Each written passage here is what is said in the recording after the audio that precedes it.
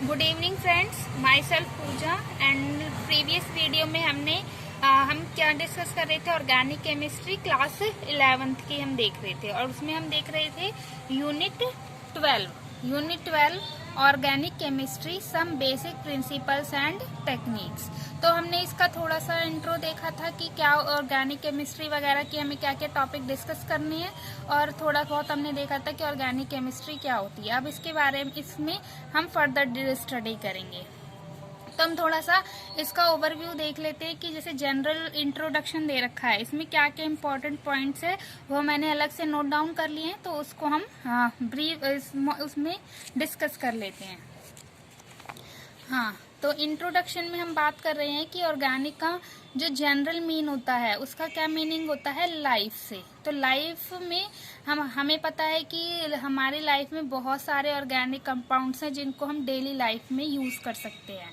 एक तो फर्स्ट जैसे नेचुरली ये यूज होता है, जैसे कि अगर हम देखें जेनेटिक इन्फॉर्मेशन का मतलब है जो जीन से ट्रांसफर होती है फ्रॉम पेरेंट्स टू ऑफस्प्रिंग्स। मतलब कि पेरेंट्स से ऑफस्प्रिंग्स में जैसे हम देखते हैं कि पेरेंट्स की जो हैबिट्स होती है जनरली वो बच्चों में भी होती है। हैबिट्स छोड़ दो, या फिर हम बोलते हैं जैसे कि हैबिट्स की बात नहीं करेंगे, जैसे जेनेटिक इन्फॉर्मेशन जो जीन के थ्रू ट्रांसफर होती है, तो वो क्या है, जैसे कि पेरेंट्स के हेयर कर्ल्स है तो बच्चों में भी वो हेयर कर्ल्स आ जाते हैं, या फिर हम बोल सकते हैं ये जीन्स के थ्रू होते हैं।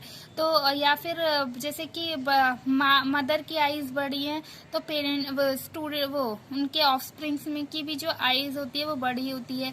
तो ये ऐसे क्यों होता है, हम सिमिलर उनके अंदर वो देखते हैं जो पेरेंट्स में होता है वो जनरली बच्चों में भी ऐसी ही चीजें आती है। तो अगर कोई पेरेंट्स में कोई पीछे से उनके जेनेटिक डिसऑर्डर चला आ रहा है तो वो बच्चों में भी कई बार हमें देखने को मिल जाता है। तो ये सब क्या होता है, जेनेटिक इन्फॉर्मेशन होता है। जेनेटिक इन्फॉर्मेशन मतलब कि जो जीन्स के थ्रू ट्रांसफर हो रहा है फ्रॉम पेरेंट्स टू ऑफस्प्रिंग। और ये किसके थ्रू होता है, एक कंपाउंड है DNA is deoxy ribose nucleic acid. ये क्या है, एक ऑर्गेनिक कंपाउंड है जो इस काम में हेल्प करता, मतलब ये हमारा जो ट्रांसफर करवाता है। जैसे कि अगर हमें जैसे कि पता कराना है किसी बच्चे का कि ये उसका फादर है या नहीं, तो हम सबने सुना होगा हम डीएनए टेस्ट कराते हैं। तो डीएनए टेस्ट क्यों कराते हैं, क्योंकि जीन्स के थ्रू ही वो चीजें होती हैं। तो हर किसी का एक अपना डीएनए होता है, ये जैसे कि हर किसी का अपना एक फिंगरप्रिंट होता है, इसी तरीके से एक डीएनए भी एक यूनिक प्रॉपर्टी है। तो ये हमारा क्या है, जेनेटिकली देखने के लिए, मतलब जो जीन्स के थ्रू ट्रांसफर हो रहा है उसके लिए हम डीएनए देखते हैं। नेक्स्ट है bloods, muscles, skins, polymers, dyes, medicines. अब देखो ब्लड, मसल, स्किन, इन सब में भी क्या होता है, हमारा प्रोटीन होता है। और प्रोटीन क्या है, हमारा जो कार्बन हाइड्रोजन इनसे मिलकर के बना हुआ है, ये भी हमारा क्या है। और जो कार्बन हाइड्रोजन से मिलकर बना होता है उसको हम क्या बोलते हैं, ऑर्गेनिक कंपाउंड्स बोलते हैं। उसके बाद है पॉलीमर्स बहुत ही, जैसे कि इसकी अलग से एक यूनिट भी बनी हुई है जिसको हम पूरी यूनिट स्टडी करेंगे। अभी हम इसको देख लेते हैं कि पॉलीमर्स भी क्या है, एक ऑर्गेनिक कंपाउंड्स है। तो इसमें सबसे सिंपलेस्ट एग्जांपल जो हम लेते हैं पॉलीथीन, जो हम डेली लाइफ में यूज करते हैं। जैसे छोटी मोटी चीजें लाने के लिए हम पॉलीथीन यूज करते हैं, है ना, तो वो हमारा पॉलीमर्स है। तो पॉलीमर्स क्या होता है, एक लार्ज यूनिट होती है जो कि छोटी छोटी यूनिट से मिलकर बनी हुई है। और उससे छोटी छोटी यूनिट को हम क्या बोलते हैं, मोनोमर्स बोलते हैं। और मोनोमर से मिलकर के क्या बनता है, हमारा पॉलीमर्स बनता है। ठीक है, और ये सब भी क्या है हमारे, इसमें भी अगर हम एग्जाम्पल देखेंगे, पॉलीथीन का क्या एग्जाम्पल है, CH2 डबल बॉन्ड CH2, इस तरीके से इसकी यूनिट चलती रहती है। ठीक है, तो ये भी हमारा कार्बन और हाइड्रोजन से ही मिलकर ही बना है। तो ये पूरा एक पॉलीथीन यूनिट है।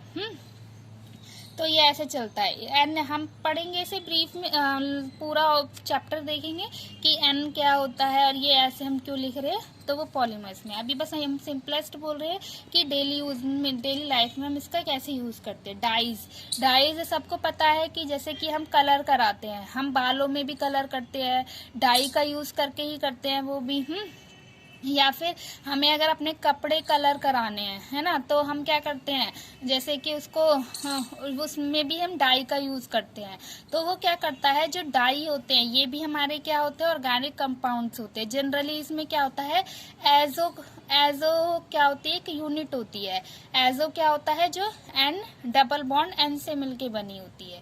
ठीक है, तो ये भी हमारा क्या है, ऑर्गेनिक कंपाउंड्स में यही एक ये तो होती है। इसके अलावा कार्बन, हाइड्रोजन वगैरह बहुत सारे एलिमेंट होते हैं। ठीक है, तो ये भी हमारा ऑर्गेनिक कंपाउंड्स। और मेडिसिन तो हम डेली खाते हैं कहीं ना कहीं, तो उसके लिए भी जैसे पैरासीटामोल है, ठीक है, ये भी एक मेडिसिन है हेडेक वगैरह के लिए। तो ये भी हमारी क्या है, ऑर्गेनिक कंपाउंड्स है। तो हम ये देख रहे हैं कि organic compounds are vital for sustaining life on earth. अगर हमें अपनी लाइफ, अगर हम देखें अपनी लाइफ को जीने के लिए जितने भी कंपाउंड्स है, मतलब सारे ऑर्गेनिक कंपाउंड्स है। तो ऐसा नहीं है कि हम ऑर्गेनिक कंपाउंड को इग्नोर कर सकते हैं, इसीलिए हम इसकी अलग से डिटेल स्टडी करते हैं, क्योंकि डेली रूटीन में ये हमारे कहीं ना कहीं यूज आते हैं। ठीक है, अब हम देखते हैं नेक्स्ट। इसमें सबसे हमने पहले भी पढ़ा था कि कार्बन जो है इसमें बहुत ही इंपॉर्टेंट एलिमेंट है ऑर्गेनिक कंपाउंड्स में। इसका एटॉमिक नंबर क्या होता है, 6 होती है, 6 होता है इसका एटॉमिक नंबर। और इसकी जो इलेक्ट्रॉनिक कन्फिगुरेशन होती है वो कितनी होती है, 1s2 2s2 2p4। ठीक है, सबको इलेक्ट्रॉनिक कन्फिगुरेशन लिखनी आती है कि हमारे जैसे ये देखते हैं इस तरह ऑब्वो प्रिंसिपल के अकॉर्डिंग हम पहले 1s में 2 इलेक्ट्रॉन, तो टोटल कितने इलेक्ट्रॉन है, 6 इलेक्ट्रॉन है, 2p2 आएगा। ये यहाँ पर थोड़ा मिस्टेक हो गया है, तो दिस इज अ 2p2 आएगा। ठीक है, 1s2 2s2 2p2 आएगा। तो 6 इलेक्ट्रॉन है, 2 4 और 6। ठीक है, तो ये हमारी क्या हो गई, इसकी कन्फिगुरेशन हो गई अकॉर्डिंग टू ऑब्वो प्रिंसिपल। अब हम इसके आगे देखते हैं थोड़ा सा। अब हम देख रहे हैं कि इसको हमने सेपरेट क्यों किया था, कार्बन का मतलब कार्बन को ही हम अलग से क्यों रख रहे हैं, मतलब इसी का ही, क्योंकि हमें पता है कि जो ऑर्गेनिक कंपाउंड्स है उसमें कार्बन इंपॉर्टेंट रोल प्ले करता है।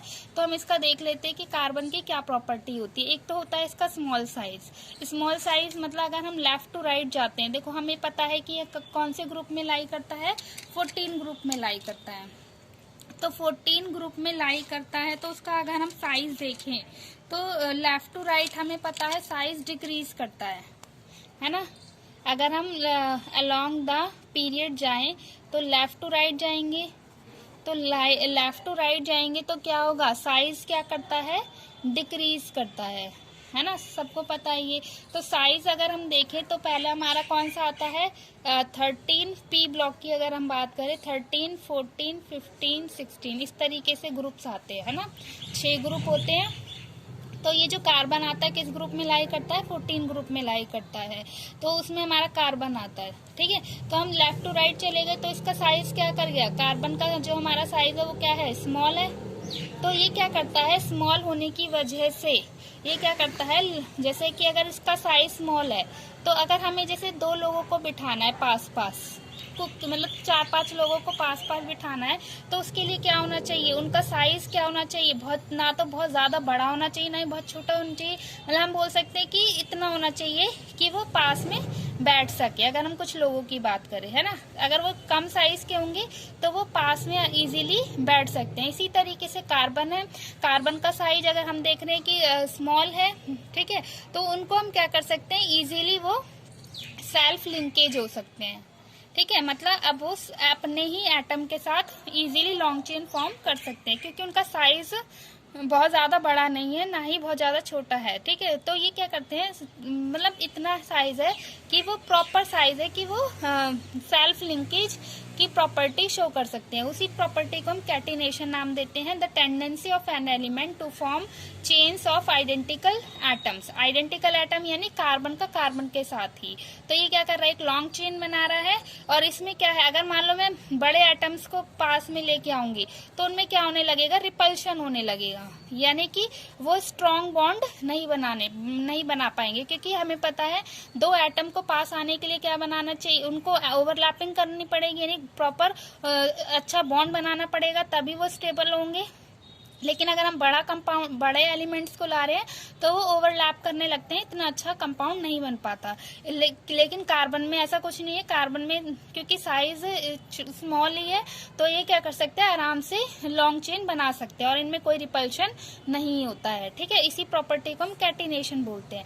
इसी कैटिनेशन की प्रॉपर्टी से बहुत सारे लार्ज कंपाउंड बना सकते हैं और उनमें कोई रिपल्शन नहीं होता है, और उसी के बेस पे ये पूरी ऑर्गेनिक केमिस्ट्री डिस्कस करते हैं। मतलब उसी की कैटिनेशन प्रॉपर्टी की वजह से ही ये बहुत सारे कंपाउंड्स फॉर्म होते हैं, ऑर्गेनिक कंपाउंड्स। ठीक है, अब हम देखते हैं इनमें बॉन्डिंग की बात कर लेते हैं कि बॉन्डिंग ऑर्गेनिक कंपाउंड्स में क्या होती है। मतलब हमें पता है कि हम जब दो एटम्स को जोड़ रहे हैं तो उनके बीच में कुछ ना कुछ बॉन्ड जरूर बनेगा। तो वो बॉन्ड कैसा बनता है, तो देखो पहले क्या है, एक साइंटिस्ट थे, Berzelius scientist, Swedish chemist proposed that a vital force was responsible for the formation of organic compounds। उन्होंने इस ईयर के अराउंड उन्होंने एक बात बोली थी कि एक वाइटल फोर्स होता है, मतलब इमेजिनरी फोर्स है, जस्ट अट्रैक्शन है, दो एटम्स के बीच में कोई एक्चुअल फोर्स एग्जिस्ट नहीं करता। तो ऐसा तो नहीं हो सकता अब इतने लार्ज कंपाउंड्स फॉर्म हो रहे हैं कि उनके बीच में प्रॉपर बॉन्ड ना बने।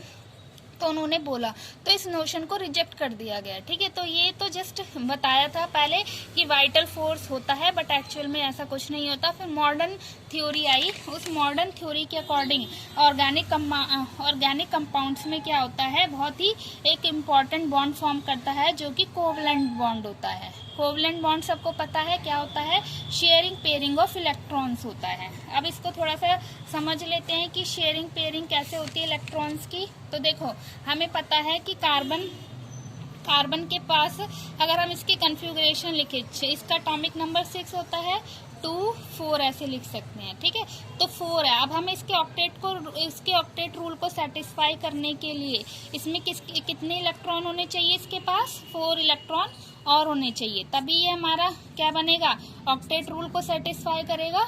ठीक है, तो अब हम इसमें क्या करेगा, ये क्या करता है, अगर हम देखें 4 इलेक्ट्रॉन को या तो हम निकाल सकते हैं, तब तो डुप्लेट बन जाएगा, तब भी ये स्टेबल हो जाएगा, या 4 इलेक्ट्रॉन को ऐड कर दे। ठीक है, तो इसमें दोनों में ही हमें प्रॉब्लम है, यानी हमें 4 इलेक्ट्रॉन लाने के लिए, ऐड करने के लिए बहुत ज्यादा एनर्जी देनी पड़ेगी, है ना, और बहुत ज्यादा एनर्जी रिलीज होगी। या फिर हम बोल सकते हैं कि 4 इलेक्ट्रॉन देने के लिए बहुत ज्यादा एनर्जी लगानी पड़ेगी कि 4 इलेक्ट्रॉन ऐड हो जाए, तो उसमें भी हमें प्रॉब्लम है। ठीक है, तो ना तो 4 इलेक्ट्रॉन ऐड होते हैं इसमें, ना ही हम 4 इलेक्ट्रॉन को निकालते हैं, तो दोनों ही यहाँ पर कंसेप्ट रॉन्ग हो जाते हैं। तो इसके लिए हम क्या करते हैं, 4 इलेक्ट्रॉन की शेयरिंग कराते हैं ताकि इसका काम भी हो जाए और अदर एटम का भी काम हो जाए। यानी कि वो क्या करता है, शेयरिंग करता है 2s2। इस तरीके से हम देख सकते हैं 4 इलेक्ट्रॉन है यहाँ पर और वो क्या करता है, शेयर करने लगता है। तो इससे क्या होता है, जैसे हाइड्रोजन की अगर हम बात करें तो यहाँ पर शेयरिंग हो रही है इनकी, तो ये क्या करता है, शेयरिंग हो रही है। तो अब देखो इसके 2 4 6 8 इसका ऑक्टेट कंप्लीट हो गया और इस हाइड्रोजन का भी कंप्लीट हो गया, यानी 2 इलेक्ट्रॉन इसके आउट उसमें शेल में आ गए, है ना। तो इस तरीके से इनका काम भी हो गया और इन हाइड्रोजन का भी हो गया, है ना। तो इस तरीके से हम कह सकते हैं कि ऑक्टेट रूल को सेटिस्फाई करने के लिए क्या करता है, बॉन्ड शेयरिंग करता है और उसमें हमारा ऑक्टेट रूल सेटिस्फाई हो जाता है। ठीक है, तो आज हमने पढ़ा कि जो बॉन्डिंग है ऑर्गेनिक केमिस्ट्री में हम किस तरीके से एक्सप्लेन करते हैं, उसमें क्या होता है, कोवलेंट बॉन्ड होता है। ठीक है, कोवलेंट बॉन्ड किस तरीके से होता है, हमने देखा शेयरिंग पेयर ऑफ इलेक्ट्रॉन्स होते हैं। ठीक है, तो थैंक यू गाइस। अगर उसके बाद हम देखेंगे नेक्स्ट उसमें कि इसमें टेट्रावैलेंसी क्या होती है। ठीक है, तो अगर वीडियो अच्छी लगी है तो please like share and subscribe. और कोई भी आपको किसी भी टॉपिक में अगर आपको प्रॉब्लम हो रही है तो इसको प्लीज इस मेल आईडी पे आप कांटेक्ट कर सकते हैं, 221@gmail.com। ठीक है, ये हमारी आईडी है, जीमेल आईडी। इस पे आप केमिस्ट्री के रिलेटेड कोई भी टॉपिक पे कांटेक्ट कर सकते हैं। Thank you.